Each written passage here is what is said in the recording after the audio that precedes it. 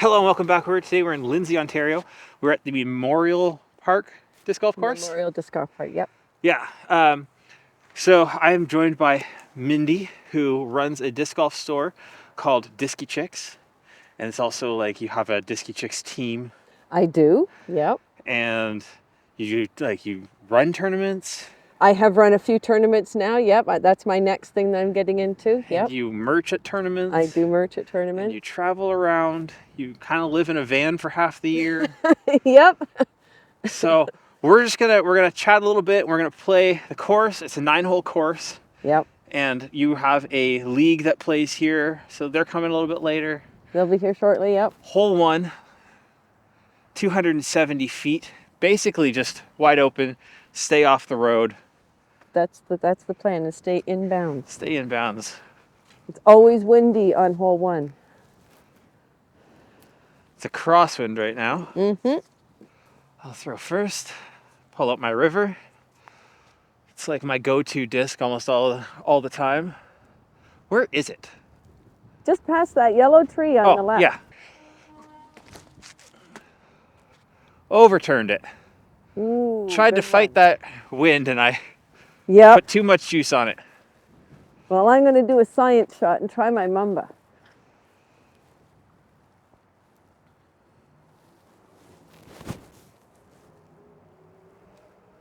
Nice. Stayed in bounds. Yay. Safe is what matters. So how did you get into disc golf? My husband, he's been playing since the 70s. Oh, wow. So Toronto Island was his home course. Oh, go in. Just underneath. All right, I'm gonna try the Ringer GT zone, going around this tree. Oh, put it out too wide. I'm still within circle 1. It's still fine. Your part. And so how long have you been playing for? Where I've really enjoyed it, I've been playing for 7 years. But I was playing for probably 25, just for his birthday and for Father's Day, and it was... Go out because that's what he wants to do, but not very happy. Well, I tried to enjoy it, I really did. Yeah. It just wasn't fun. Until I found discs and learned about the flights, and it's a very scientific game. So and I like science, so once I got to figuring that one out, it's like, now I can be good at this game. Now I can really enjoy this game instead of my discs used to always just go to the left. Yeah. Right? That's all they did. That wasn't fun. I wanted to land in the middle. I didn't want to land on the left, right? Yeah. And understanding why they land on the left is a game changer. Exactly. Which is why I wanted to teach other people what I had learned so that they can enjoy it right off the bat. Because you see people out there and they've got a destroyer in their hand and it's just not fun. Yeah. Hole 2, straight ahead, 215 feet according to the sign. Yeah. There's 2 Mandos you have to get between. 2 Mandos. Okay, the little white signs white on dot. the... Yep. So I'm just going to break out the proxy. It's a glow proxy, so it's not quite super straight, but I think I can get there with this. Oh, I missed the Mando. Ooh. Overturned it.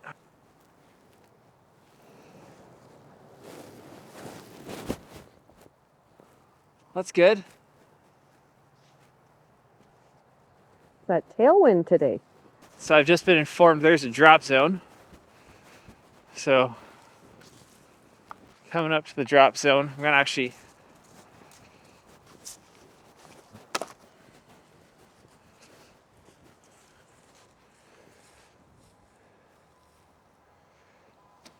oh, I went too far. My hands are so cold right now. Welcome to Canada in November. It's snowing right now. Why is it snowing? We've been lucky. It's only just getting cold now.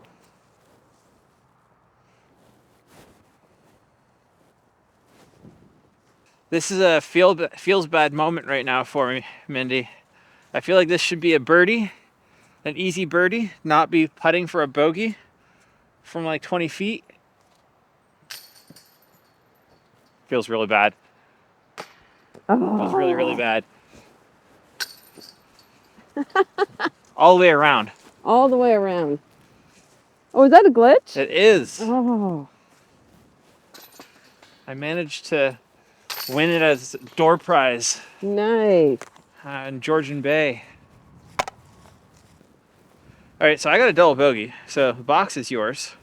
Okie dokie. So this one is also has some Mandos on it. Okay. Okay, because there are some trees missing. Some Mandos, multiple Mandos. It's 320 feet straight ahead. So there's a white dot on this tree and this tree. We go through the middle. There used to be a line of trees down there that made it difficult for this hole to be, and now they're gone. You've taken away the hyzer line. So yeah. Got it. It was too easy for them to birdie.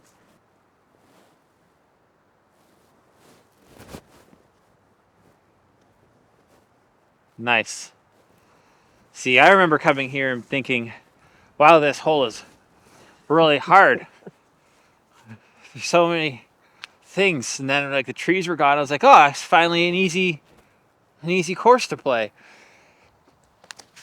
And you've made it hard again, because I do that. Well, it was getting too easy. Now I got nothing, no way, no hope of a par for this one for me, I don't think. Yeah. So you're talking about until you found the right disc. What was the right disc that changed your mind about this sport? When was it the moment that you were like, oh, I get this? It was an MVP from their circuit back in 2016. And it was the mid-range. And I don't know if they still make it now. It's still in my basement. I will not get rid of it. It's still in my basement because it's the one that hooked me. But it was light enough. My son pulled out the lightest one for me, so it was light enough for me to throw. And I could actually throw it. And it didn't go to the left. It actually kind of went sort of straight before it went to the left. Yeah. Right? So it's like, oh my gosh. And I was on a card with girls. Yeah. What a difference. Because they celebrated my little celebrations too, right? The guys do celebrate, but it doesn't feel the same. Yeah, my wife doesn't like playing with me because, like, I'll celebrate a win for her, but she's like, well, you just threw, 250 feet, and you're trying to make me feel good about 120. Like, what's that? And it's like, but it's different. And you can't compare. Like, I can't compare between you. You're going to throw farther than me. Because I think it's such an emotional game, it has to do with your emotion at the time. Yeah. Oh, that's short. I've gone out and played games where I have been upset and just miserable, and I've had the best rounds of my life, and it just brought me right out of that, misery feeling. So what was the changer that changed it from so you got the disc. Where then in your journey, what did it take you to opening up the store? About 6 months later, I played an event, and I won some shopping to get some discs. I didn't have a clue what discs to get. And I thought, nobody else knows either, because they're not helping me. Like, they're not giving me great advice. They know what they throw, but they don't know what I could throw, which is huge for women and men. We're very different. Mm-hmm. And like I said, we couldn't get any of the stuff in our communities that would help any beginner at the time. It was they just got what they could throw and stuff. So I thought, okay, well, I'm going to start bringing some discs in. And I wasn't planning on doing what I'm doing by any means. I just wanted to bring some discs in for my ladies' league and just get some discs into their hands. And then people started asking me if I could get other stuff. Can you get me this stuff? Can you get me that stuff? And I was approached by TopLink, and he said, well, and I said, I'd love to. And he said, I'll help you. And so we started bringing discs into my area, and it just escalated. Once I started educating myself on what all these numbers mean and what it all has to do with, I realized that that's information that other people will benefit from too. Mm-hmm. And I'm willing to share that information with them. So that's, like I said, I try not to sell anybody a disc that they can't throw. Right. It just wouldn't make sense to me. How many times would they come back and buy a disc for me if that was the case? Right. How often do people keep playing when they can't really throw their discs? And I went almost 20 years with not enjoying a sport. I missed 20 years of this. Right. Right? And I think that's a shame. Nobody else should miss that.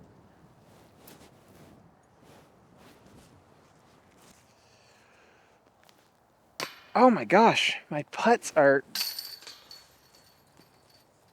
doing terrible. I think finding other ladies at an event, at a tournament, was where I was able to find other ladies, and that made a big difference. This is her store. It's not a brick and mortar. It's not. It is just a garage right now. But you have a great actually, like, it's a fantastic selection of discs. I try to bring in as much as I can so everybody can feel all the different plastics and get a feel for all the different molds and all that stuff, because this is such a personal sport. You have to like the feel of the disc. So. Yeah, it's 100% about the feel. Like, Yeah. if you don't like the disc, even if it does what you want it to, you're not going to pull it out. Exactly, yeah. So when I first was introduced to disc golf, we're going to say about 25 years ago, there wasn't the right equipment for me. I didn't really enjoy the sport. I went out just to be with everybody that was doing it and just sort of, yeah, okay, this is, just a nice day out and all that stuff. And then when I finally did an event where I had a disc that I enjoyed, and it was the light enough weight for me, and it was a mold I could do, and it's like, well, maybe that's why I haven't liked it so much. And I started to sell chocolate bars to bring in discs so I could get people to try different lightweight discs and stuff to see if they liked it, because they weren't really fond of the disc they were getting either.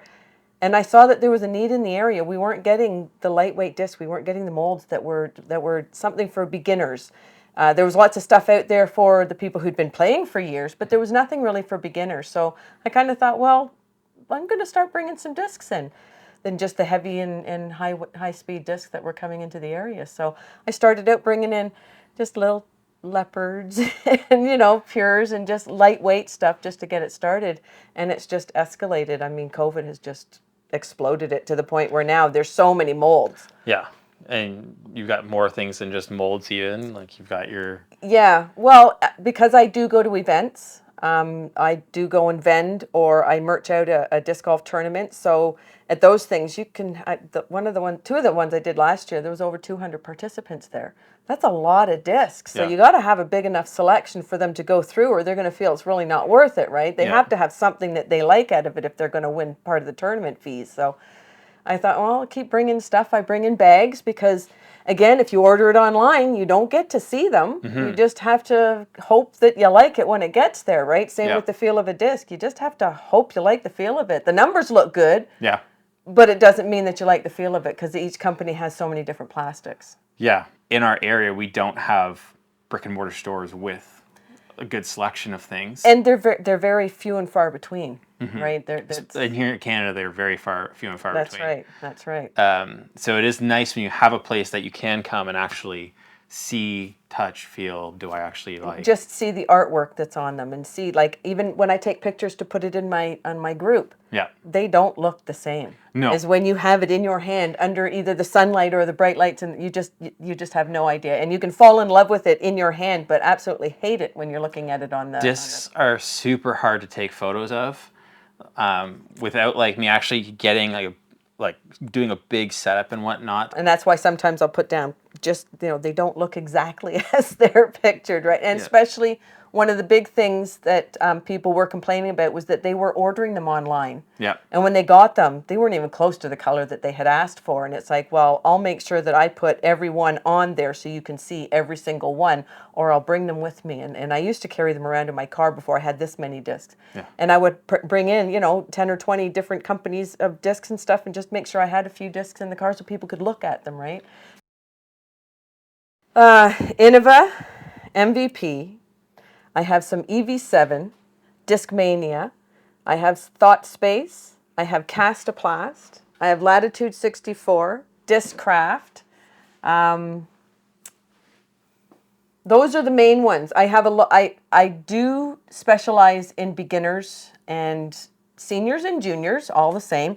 And I have an array of the base plastic, the DX plastic, and I have just an array of all different things, different molds, different weights, so that they can pick their own starter set instead of just getting, like, somebody who's starting new that's like you doesn't want to have one of those lightweight starter sets. Right. It's not going to work for you. You need to have something. Come in here and pick yourself up a 175-gram leopard or whatever. Yeah. And then you can go out and play with that, as opposed to what you're going to get in a beginner set. So this way you can kind of mix and match your own sort of starter set when you get going, right? Right. Now this one, it's a wave. It's an 11-speed, but it's about 150 grams. And I'm telling you, the ladies are loving this one. What would you say is your, like, the top 3 discs that you usually sell to a beginner? The starter set that I started selling to people way back when was the River, a Mako 3, and the Pure. And those were the 3 discs that I would give to everybody who wanted a brand new starter set and they were starting it. I would try and get it in different weights that would fit for them. Yeah. But they're all 3 very straight throwing discs, and all 3 of them will make you a better player because they'll make your form. When you can throw that disc where you want it to go, that means your form is right. And form is the main goal of this sport. These discs are very much like paper airplanes. They don't want to be thrown hard. They want to be thrown smooth so that they can go far the way they want to go and at the speed that they want to go at. So those 3 were the discs that I saw. I bought them by the box. Wow. I didn't just bring in 5 or 10. I bought them by the box. Hole 4, 413 feet now, so we're just getting longer and longer. Any rules about this one I need to know about? No. Okay. No, the only OB is that water in the creek on the right-hand side. Okay, so stay anywhere green and you're good. Yep. Okay. Yeah. And in a few years, these willow trees are going to be something to contend with. Not worried about that in a few years. I'm already +4 right now. I'm just worried about like... The 2 big trees down 3/4 of the way down, they call those the goalposts, and that's where the guys want to get to. They want to get past the goalposts.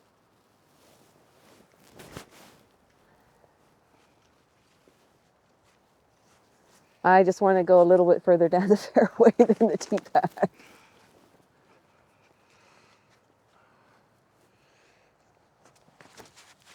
Oh, I put too much hyzer on it.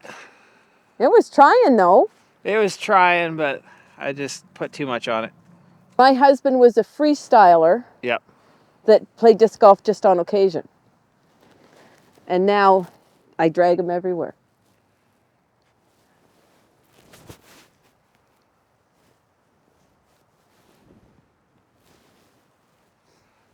The Pure. That's the #1 putter for all the years I've been doing this, and it's been about 5 years. This is the #1 seller, is that one. And having something dependable, and there's different ways. Some guys will start, or women too, with high-speed drivers, and they'll just make it work. Yep. Some people, I try to get them to start at putters and mid-ranges and work your way up, and that way when you learn to throw straight, you can throw any disc. When you learn to throw from the high, you have to come down. You can only throw specific discs at that point because your form is not where it should be. Sometimes you can get hurt, and then you're not going to come back and play disc golf, and that's not the goal. We want you to keep playing disc golf because what it does for you mentally and physically is just, it's a bonus to everybody who can play it. Yeah. Okay, die. Nope, you turned. Oh. Dang it. Ooh. Did not mean to put that much nose up on it. Where's the progression that then led to you starting the Discy Chicks team? I'd seen other people in the community doing the same thing that I was doing, giving discs to people that they meet on the course, helping people on the course. My team isn't necessarily people that go out there and win tournaments and do all the publicity and all that stuff. My team is just people that I felt were on the same wavelength as me, that were doing the same thing in the communities. And I asked them if they wanted to be on my team, and they said yes, and I was just ecstatic about it. And now they're winning tournaments left, right, and center, but they're doing great things in their communities, you know, and whatever I can do to help them do that, whether it be get them starter sets for their communities at a decent price for them so that, you know, it doesn't break the bank. Like Peterborough Library's been able to put out lots of sets for loaning programs, so things like that. And they all just make me feel good. I've met a few people in Peterborough who they were playing with a library starter set. It's working. Yeah. Right? I throw a lot of pink, bright yellow. I think the pink discs go farther personally. Orange disc go the farthest. Oh, I put it too high up. Oh, just about.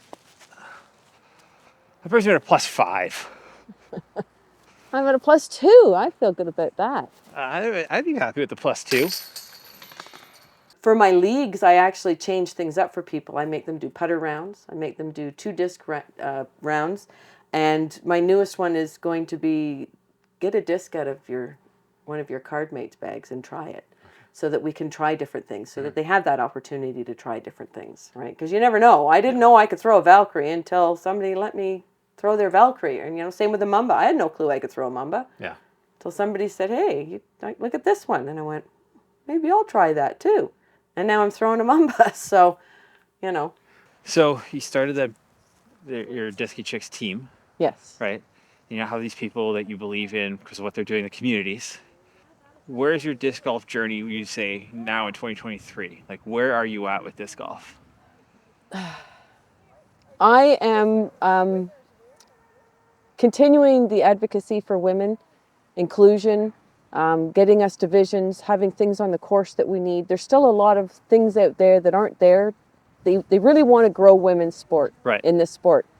So the only way to do that is by listening to what women are asking for in order for us to come there. They're still not always listening to that. So I'm still advocating for that. I'm still asking for the divisions. I'm still asking for the bathrooms to be on hole 9, not just on hole 1, right? Yep. Having all that stuff there so that ladies can come out and enjoy it just as much as anybody else, right? I hope I stay in bounds. I'm starting to think that we're never going to have that road closed. What, on you're turning this way? So as long as you're sitting your butt back, you'll turn on your heel. The reason I did this is to get disc into people's hands. That was the main goal of it. They started asking me to come and do events, which means I need to have more stock, so I have more stock. But the main thing is I want you to feel the disc. I don't want to sell you a disc that you aren't going to be happy with.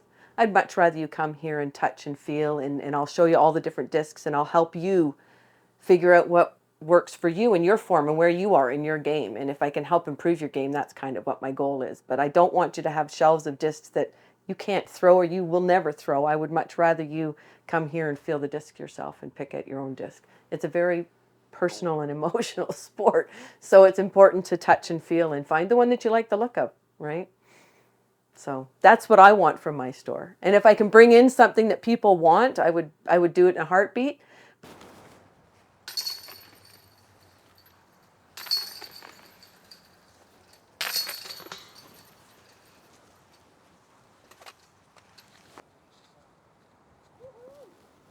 Oh, little help from your friends.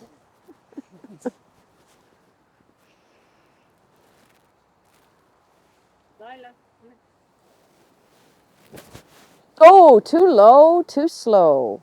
All right, I'll take it. I'll take it.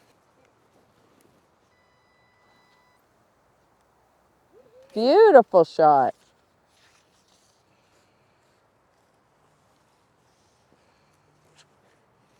Yeah. So smooth. It seems to me when I started, it was always, you know, across the fence. Well, because you kept thinking you had to throw so hard, Yeah. right? I threw as hard as I could. More times than we should have, right? Yeah. Okay, well, I'll go while she's digging. What are the 3 things you think that we need to improve most to increase the number of women that are playing? More divisions for ladies. More spots for divisions for ladies. Sometimes they only give us 4 or 8 when we can bring 12 easily in those divisions. More bathrooms.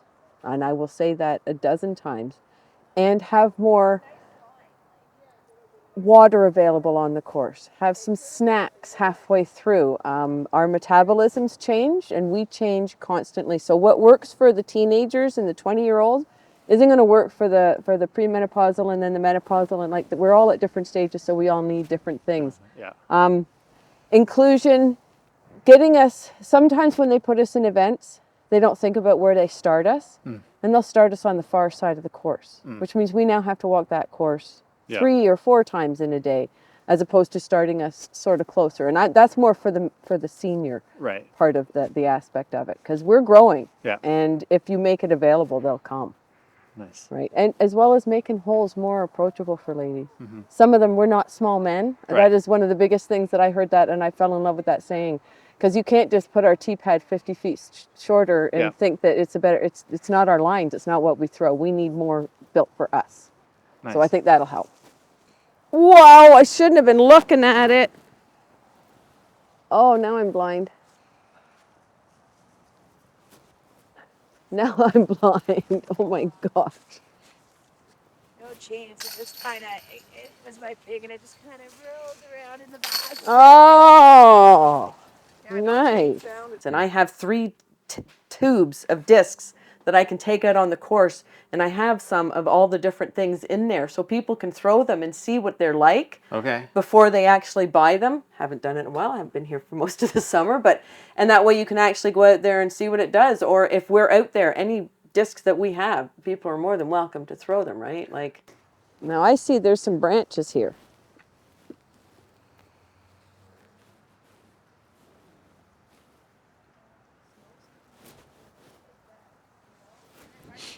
The only thing is the pouring rain. The tree is holding my plum. It's okay. Embrace it. I'm not a very tough disc golf player. I was a tough alti player. The thing is, if you're going to a tournament, Yeah. you have to practice for it, right? Yeah. Because you don't want to get there and not know how to throw in the rain or a wind. Oh.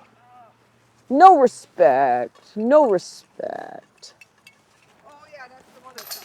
Yeah, thank you. And yes, it's Sometimes people will ask me to bring in a disc from a company that I don't carry, and that's where the cost ends up being a little bit too much for me to bring it in. It's just as easy for them to find somebody else that carries it, and I will refer them to somebody else that carries it so that they can get it. My job is to get you the right disc. So what would you say is your focus for your game for disc golf? My focus for disc golf is to have people who are just starting out be able to have things in their hand to make it positive right from the get-go. Whether that be juniors or women, men, doesn't matter. As long as they get something in their hand that is good, easy to throw right off the bat to make them have fun right off the bat. I spent many years not really enjoying it because I didn't have that. And when I learned it, it's like, this is the ticket. Everybody will enjoy the sport if they get a disc that they can throw pretty much right off the bat. We're all going to get better. It's an easy sport to learn. It's just hard to master, right? So I want to see, I'd love to see more women out there. It's fantastic because we are so positive towards one another. We support one another. We pull each other up when we need to, and that sort of stuff. And that in this day and age, we need more of that, right? Just more of being kind to one another. So, and I find disc golf seems to bring that out in more people. So what is your goal for like looking into 2024? Where do you hope to be this time next year? This time next year, I'm hoping to have more events under my belt, TDing, for Masters events. Events keep filling up really fast, and not enough of the right people are getting into some of the events. So I think we need to offer more of those events that are helping to get more people out there playing in them. That we don't all have to play with the pros. Like, we can have a lot of amateur ones and we can have full Masters ones. So next year, I'd like to see me having at least 10 more events under my belt that I TD'd, as well as getting more women across Canada to join the CWE and try and get that up over 600 participants for next year. What's the CWE? Canadian Women Event. Okay. They do a global women's event that is every other year around the world. And through COVID, we did it every year. And then last year, the PDJ said they're not going to do it anymore. And a lot of people, not just Canadians, said, well, we still want to do it. So we got a bunch of people together, and I had a great committee and a great team, and we put on, and we had 19 events across 9 provinces in over 2 months in last spring. So I'd like to see that get bigger. And is there anything that you would want somebody to know about disc? What's like the most important thing to you about disc golf?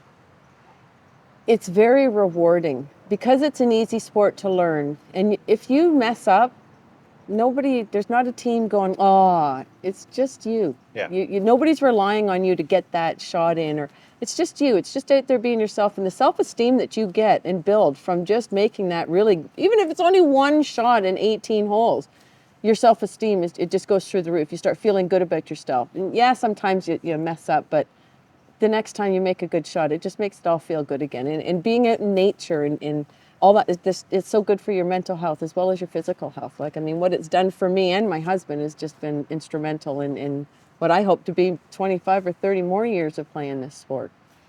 All right, and last thing, where can people find you?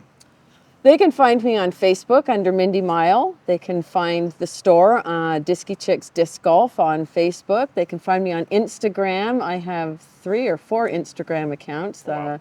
Mindy the Discy Chick. Well, before I knew what I was doing, because this is all new to me, I'm not a techie person, right? So Yeah. I have one that's Mindy the Discy Chick, one that's Discy Chicks Disc Golf, one that's Did You Know? Because I was trying to teach people things that I've learned over the years from my cleaning and all the other stuff, just being a mom. Can't remember the other one. There's another one out there. All right. All right. And anything else that we haven't said yet? Just get out and throw. You don't know until you've tried it. And once you see a disc in flight, there's nothing like it. It can be very breathtaking. And Henrik London always said that every ball wishes it could be a Frisbee. And I kind of believe that. All right. Well, thank you so much for your time. Thank you. I Thank you appreciate for- this.